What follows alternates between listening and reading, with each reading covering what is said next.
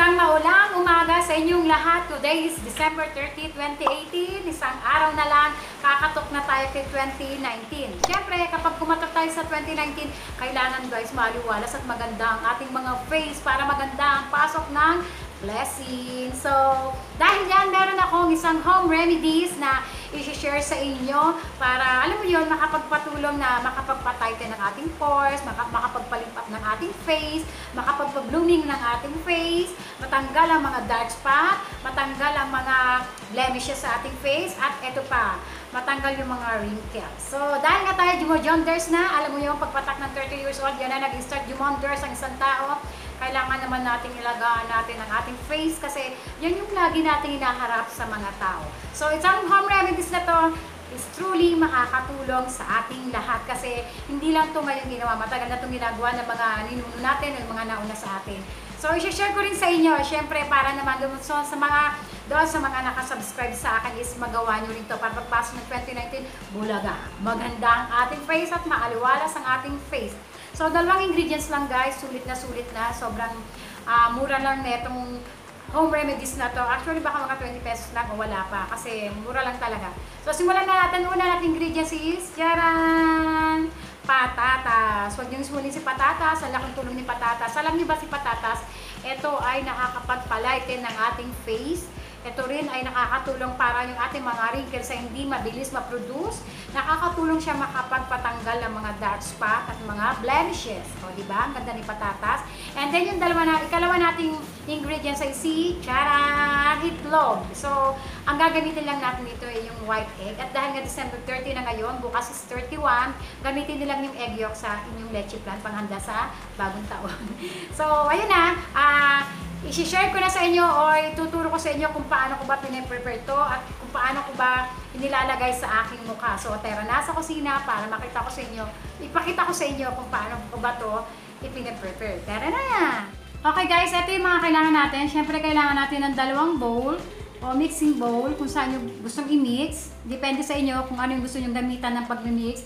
So, meron akong dalawa rito, ayan, and then yung patatas natin, and then yung itlog natin. Kailangan din natin ng kutsilyo para tatanggalan natin ng balat itong si patatas, and then kailangan din natin ng pangkadkad o kadkaran. Yung kadkaran ng keso, yun na lang yung gamitin nyo. So ako ito, free lang to doon sa keso na nabili ko. Ito yung gagamitin natin.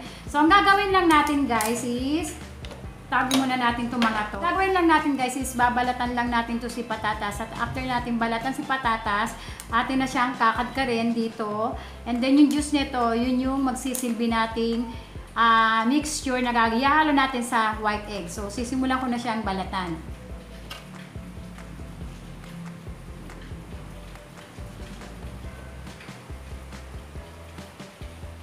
So, ayan guys, nabalatan ko na si patatas. Ngayon naman, ay atin na siyang ikakadkad. Siyempre, kailangan natin ng lagayan.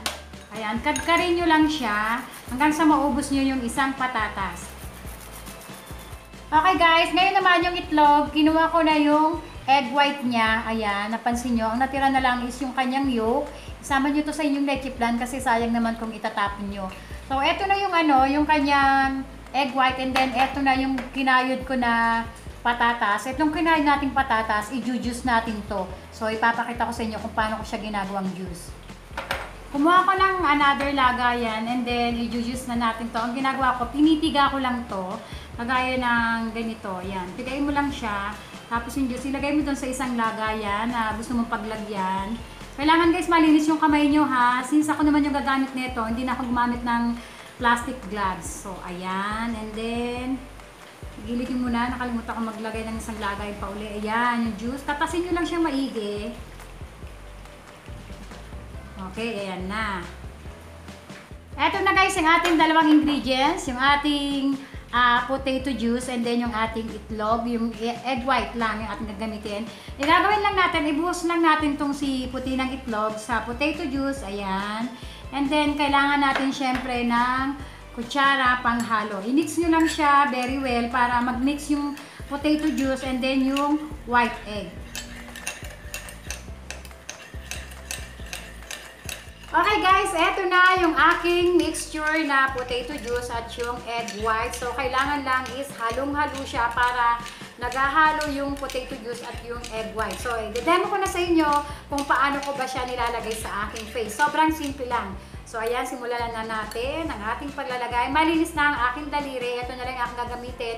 Hindi na ako mag-iinarte, nagagamit pa ng brush. So, daliri na lang is okay na basta malinis ang inyong mga kamay at daliri. So, gawin nyo lang, isawsaw nyo lang sa mixture and then ilagay nyo lang sa inyong mukha. Ganyan lang. Sobrang simple lang. Lagay nyo lang. Yan, ikalat nyo siya sa buong mukha nyo. Pero this time, ang ipapakita ko sa inyo is yung aking munang half face para makita nyo yung pagbabago ng aking face doon sa nalagyan ko at doon sa hindi.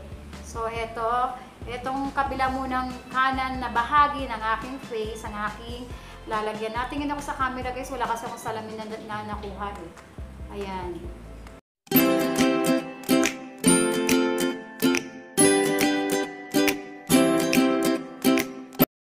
Yan guys, nilagyan ko na yung half face muna yung nilagyan ko para makita natin yung difference. Ito, wala akong nilagay dito. Nakita nyo, basang-basa pa siya.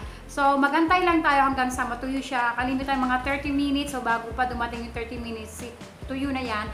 At makikita nyo na parang binabatak yung mukha nyo. Dahil yun sa egg white, yun yung sinasabi sa inyo, makakatulong sa inyo para makapagpatighten ng ating mga malalaking pores. At yung patatas naman, yun naman yung tutulong para maputi yung ating mga dark spot dyan, yung ating mga pekas, matanggal, yung mga blemishes, yung mga wrinkles natin. Ayan. Kaya maganda silang kombinasyon para truly maganda ang inyong mga face. So, antayin ko lang siya para mamaya papakita ko sa inyo kapag ka naghilamos na tayo. Diyan lang kayo guys. Okay guys, eto na, after 30 minutes, na-dry na yung kalahati ng aking face. Hindi ako halos makatawa kahit gusto kong tumawa. So, binabanat niya ng bonggang-bongga. So, ito yung epekto ng, ng white egg sa ating mukha.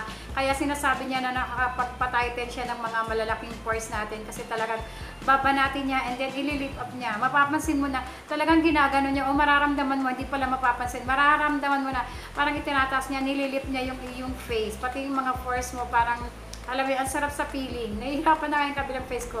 Ito yung hindi natin nilagyan para may kumpara natin yung nilagyan natin at yung hindi natin nilagyan na mixture. So, napansin nyo, di ba? Dito, itong face na to, yung kalahati na nilagyan ko ng mixture, medyo nag-lip up na siya. Di ba? Ayan o, nakita nyo. Ako napapansin ko kasi eh. So, babanlawan ko na siya.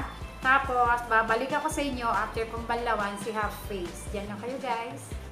So, ayan guys, nilimusan ko na yung aking face. Ngayon, titingnan natin kung ano ba yung kinalabasan, yung naging resulta sa paggamit natin ng potato juice at ng egg white. So, tutuyuin ko muna siya para makita natin yung resulta. Ayan guys, masaya ako dahil ang ganda talaga ng home remedies na to. Talagang malaking tulong to sa atin, sa balat, sa ating mukha. Talagang mapapaganda niya yung ating mga face. So, bakit ako sa inyo? Ito yung kabilang face ko na hindi natin na-applyan ng mixture kanina ng potato juice at ng white egg. So, ayan, pansinin nyo mahigo. And then, ito naman yung kabilang face ko na in-applyan natin ng potato juice at ng white egg. Nakita nyo na nag-lip up to, tapos nag-boom yung face ko dito. Ang ganda ng, ng result niya. Ginagawa ko pala to guys kasi baka tanungin niyo ako. Ginagawa ko to twice a week lang kasi medyo tamad-tamad ako. Pero kung kayo masipag, pwede to thrice a week. Mas maganda, syempre mas maganda yung resulta dahil nga ang patatas rin nakakapagpa-lessen niya ng pagtanda natin guys. Yung wrinkles ba, yung mga ganyan. So, maganda yun para sa atin. Ito pala guys, disclaimer pala ha. Sabi ko kasi kanina doon sa panimula ng aking video na pwede to sa lahat. Hindi pala guys, kasi baka mamaya meron dyan sa inyo na mag-try na sobrang sensitibo ng balat sa mukha. Yung kasi meron akong friend na ganun eh, yung talagang hindi naman siya mayaman kasi hindi lang naman sa mayaman yung super sensitive ng skin eh. So lahat yan ng tao pwede maging sensitive. Yung merong ibang tao na super sensitive ng skin. So kung super sensitive ang skin nyo at gusto nyo itry itong home remedies na to, mas makakabuti po na magtanong kayo sa mga dermatologist nyo, kaya sa mga eksperto para masabihan ko yung kung pwede nyo i-try ito. So, kasi medyo malasing yung itlog. So, naamoy ko yun kanina. Nakalimutan ko sabihin sa inyo kasi baka mamaya maglagay yung may mga pimples, yung alam mo yung mga severe na pimples. So, baka lalong lumala kasi nga malansa yung itlog. Mas maganda po talaga na magtatanong kayo sa mga doktor nyo. Yun yung pinaka-the best way po talaga. Kung pwede nyo gawin tong home remedies na to. Pero tong home remedies na to is super effective po sa akin ang home remedies na to. Talagang, ang laki ng tulong niya kung bakit ako eh, kung bakit ako ay, ano pala, kung bakit ako ay medyo bata pang tingnan kahit na medyo may edad na. So, dahil sa home remedies na to, malaki ang naitutulong sa akin. So guys, yan lang po sa ngayon. Maraming po salamat sa panonood nyo dito sa aking channel. Sana po ay meron akong naitulong sa inyo, na-share sa inyo na isang home remedies na nakakatulong makapagpaganda at makakapagpaaliwalas ng ating mukha para pagpasok ng 2019 is magandang mangganda at bonggacious ang ating mga face para magandang pasok ng blessings. So guys, yan lang sa ngayon. Huwag pong kalimutang mag-subscribe ulit. Click ang subscribe button and then yung bell button, pakiclick na rin po yun para meron pong notification na darating sa inyo every time na meron akong mga bagong home remedies at mga bagong videos na i-upload dito sa aking channel. Yan lang guys. Maraming salamat. Babu! Shapir!